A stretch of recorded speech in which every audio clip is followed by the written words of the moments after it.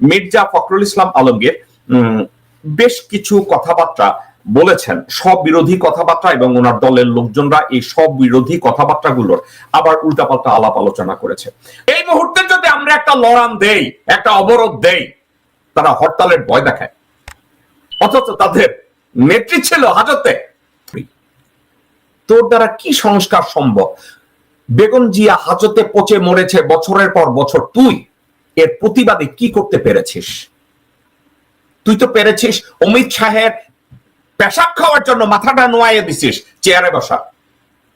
ভারতে বাংলাদেশ থেকে কিডন্যাপ করে সব ভারতে পাওয়া যায়। ভারত যত জুলুম করেছে, বাংলাদেশের থেকে যত সম্পদ স্বাধীনতার সময় চুরি করেছে, ডাকাতি করেছে, রাজধানী করেছে, বাংলাদেশের বুদ্ধিজীবীদেরকে হত্যা করেছে, বাংলাদেশে হত্যা চালিয়েছে, 57 জন অফিসারকে খুন করেছে।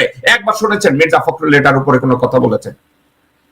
এই লোক বেগম জিয়ার উপদেষ্টা, এবং এই লোকরে তারেক রহমান রাত 3টায় কল করে আমাদেরকে অসুস্থ বানায় ছেড়ে দিচ্ছে। আমাদের দেশের রাজনীতিক অসুস্থ বানাইছে, আমার দেশের অর্থনীতিক অসুস্থ বানাইছে, আমার দেশের মানুষকে অসুস্থ বানাইছে, আমার দেশের মানুষকে গুম করেছে, খুন করেছে, হত্যা করেছে, ধর্ষণ করেছে। এখানে বিটারনেস না, they just become our solid enemy. আপনারা কি বুঝেছেন? ডক্টর ইউনূস কত কষ্টে বলেছে যে আপনারা এরপরে কাগজ সাইন করে যাইবেন, কারণ আমারে বলেন একটা, এখান থেকে দরজার সামনে বাইরে বলেন আরেকটা, আর জনগণের কাছে যেয়ে বলেন আরেকটা।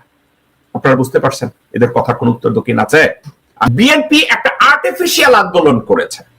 এই আর্টিফিশিয়াল আন্দোলনটার নেতৃত্ব দিয়েছে মির্জা ফখরুল ইসলাম আলমগীর, মির্জা আব্বাস, আব্দুল্লাহ আল মিন্টু এবং আমির খসরু মাহমুদ, সামাও বায়েদ, রুমিন ফারহানা, এসব লোকজনরা একটা আর্টিফিশিয়াল আন্দোলন করেছে, এবং এই আন্দোলনটা তারা নিজেরাই চায় না সফল হোক। আজকে বিএনপি নির্বাচনের জন্য জনগণের সাথে কন্টিনিউয়াসলি মিথ্যা কথা, একটার পর একটা মিথ্যা কথা বলে যাচ্ছে। এত মিথ্যা কথা বলছে মির্জা ফখরুল এখন খেই হারায় ফেলায় যে 2 দিন আগে কি বলছে এবং আজকের কি বলছে। মির্জা আব্বাসের মতো লোকজনরা ভুলে যায় গতকালকের কি বলছে এবং আজকের কি বলছে। আমির খসরু মাহমুদরা ভুলে যায় গতকালকের কি বলছে, আজকের কি বলছে। অত্যন্ত মিথ্যাবাদী যারা, এই লোকগুলো কি করে, গতকালকের কি বলছে আজকে ভুলে গেছে। তো যে দল তাদের চেয়ারপারসনের মুক্তির জন্য একবার রাস্তায় নামে নাই, যেই দল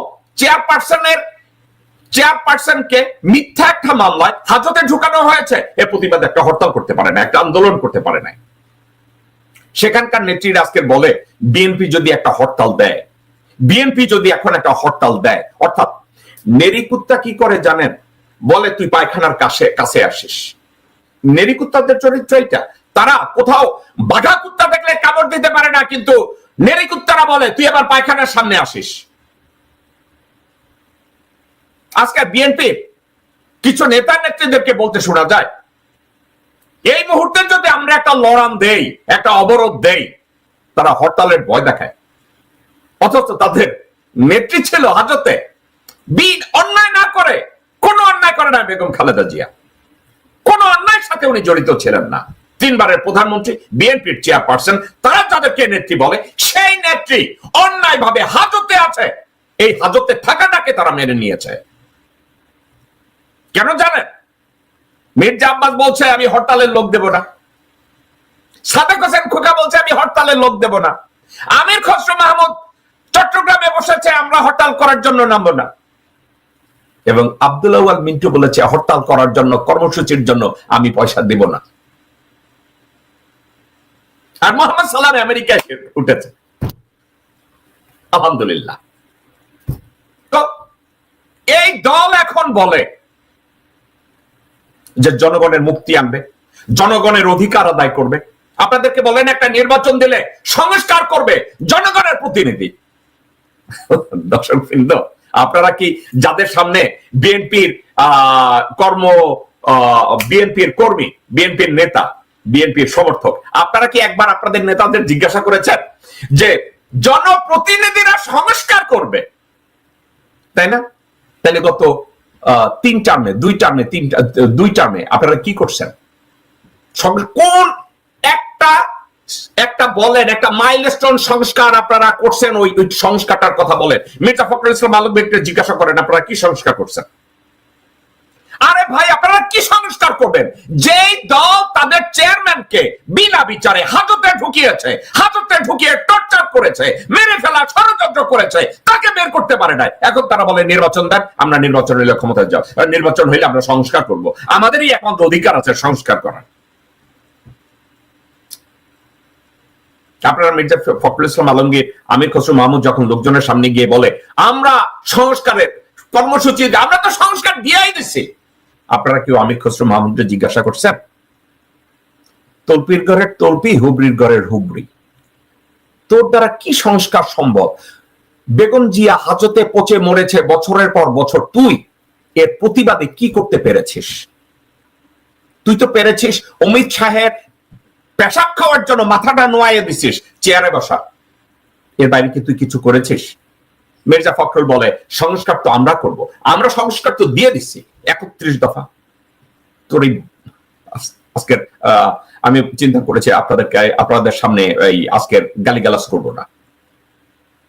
সংস্কার কর্মসূচি দিয়েই দিছে, আমরা তো সংস্কার কর্মসূচি 31 দফার মধ্যে দিয়ে দিছি। দর্শকবৃন্দ, এর ভিতরে আরেকটা জিনিস চিন্তা করে দেখেন। মির্জা ফখরুল, মির্জা আব্বাস, আমির খসরু মাহমুদ, আমানুল্লাহ আমান, সামাউবাইদ, ইকবাল হোসেন টুকু, সালাউদ্দিন, এদের কাউকে বলতে শুনেছেন জেনারেল ওয়াকারকে নিয়ে তার একটা কথা বলে?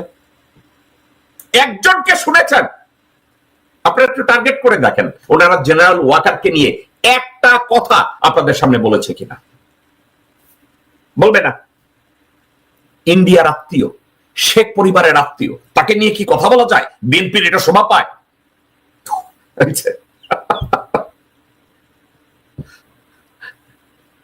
রাজাক চাচার পোলা আব্বাস শাহ কইছে না, কুকুরের কাজ কুকুরে করেছে। এখন এই বলে কি ওটারে কি বলে, জেনারেল ওয়াকার আয়না ঘরে লোকজন নিয়ে পিটাইছে, আয়নাঘর বানাই লোকজন রে পঙ্গু বানায় দিছে, জেনারেল আজমিরে তার জীবনটারে শেষ করে দিছে, কত লোকরে মাইরিয়া ফেলাইছে। এখন ওনার সম্পর্কে কি কথা বলা যায়? ওই কামড় তো ওনার পায়ে লাগে নাই, কারণ ওনারে তো আব্বাসের তো চাপ আসে। আমি এই দিকে যাইতে চাই না। আবার কেউ কেউ বলে ফেলেছে ওনার আব্বা নাকি মতিঝিল হাই স্কুলের দপ্তরি কি ছিল, আবার হঠাৎ এমপি হওয়ার 4 বছরের ভিতরে ব্যাংকের মালিক হয়ে গেছে কেমনে। উনি যখন এই সুল্লক দেয়, এদের কাউকে দেখবেন না জেনারেল ওয়াকারের নিয়ে কথা বলে। কারণ কি জানেন? তার কাছে তার বস্তুটা খুব মোটা, ওখানে বিএনপি আর দিতে চায় না। তাইলে ওনারা যদি ঠ্যাঙ্গাইয়া ঢাকা ব্যাংকের মালিকানা অন্যদিকে নিয়ে যায়, তারা সবাই ডক্টর মোহাম্মদ ইউনূসের এই ভদ্রলোককে পাইছে। ইউনূসের সম্পর্কে একটু গালি দিতে পারে, কুকুরু তো দিতে পারে, ঘেউ দিতে পারে, কিন্তু জেনারেল ওয়াকার সম্পর্কে কেউ কিছু বলতে পারে না। একটা বারের জন্য কোন লোককে বলতে শুনি নাই। বাংলাদেশের মীর জাফর যে বিডিআর পিলখানা হত্যা থেকে শুরু করে আজ অবধি প্রত্যেকটা মুহূর্তে মিথ্যা কথা বলে, ধর্ম নিয়ে ভণ্ডামি করে, নামাজের ইমামতি করে, কুত্তার বাচ্চার দেশে গিয়ে ক্যান্টনমেন্টে ঢুকে আর্মির ভিতরে ডিভিশন তৈরি করে, কেউ তাকে নিয়ে কথা বলে না। একজন রাজনীতিবিদকে দেখি না। তাদের টার্গেট কে? ডক্টর মোহাম্মদ ইউনূস। ডক্টর মোহাম্মদ, আপনারা কি কখনো শুনেছেন মির্জা ফখরুল একবার বলেছে, মির্জা ফখরুল বলেছে আমি ভারতের প্রতি নিন্দা জানাই, আমার দেশের লোকজনকে গুম করেছে? একবার মির্জা ফখরুলের মুখে শুনেছেন মির্জা ফখরুল বলেছে যে গুম করেছে? শুনেন নাই। মির্জা ফখরুল সালাউদ্দিনের পাশে দাঁড়ায় দাঁড়ায় বক্তৃতা দেয়, কিন্তু একবারও বলতে শুনেছেন সালাউদ্দিন বলছে আমার গুম করে নিয়ে গেছে ইন্ডিয়া? একবারও বলছে? আমি শুনি নাই। সালাউদ্দিন বলতেছে না, কারণ আসলে তো তাকে গুম করে নিয়ে 7 বছরের ট্রেনিং করাইয়া দিছে, যে ট্রেনিং এর জন্য সে যোগ্যতা অর্জন করছে এখন বিএনপির পরবর্তী মহাসচিব হওয়ার। দর্শকবৃন্দ, কথাটা ভুলেছেন না, আমি যোগ করছি না। আপনারা মির্জা ফখরুল ইসলাম আলমগীরকে কখনো শুনেছেন যে আল্লামা দেলোয়ার হোসেন সাইদির সাক্ষী তাকে ভারতে কিডন্যাপ করে নিয়ে গেছে? ভারতে বাংলাদেশ থেকে কিডন্যাপ করে সব ভারতে পাওয়া যায়। ভারত যত জুলুম করেছে বাংলাদেশের থেকে যত সম্পদ স্বাধীনতার সময় চুরি করেছে, ডাকাতি করেছে, রাজধানী করেছে, বাংলাদেশের বুদ্ধিজীবীদেরকে হত্যা করেছে, বাংলাদেশে হত্যা চালিয়েছে, 57 জন অফিসারকে খুন করেছে। একবার শুনেছেন মির্জা ফখরুল এটার উপরে কোনো কথা বলেছে? আমি শুনি নাই। মির্জা ফখরুল এগুলো নিয়ে কথা বলবে না, কিন্তু মির্জা ফখরুল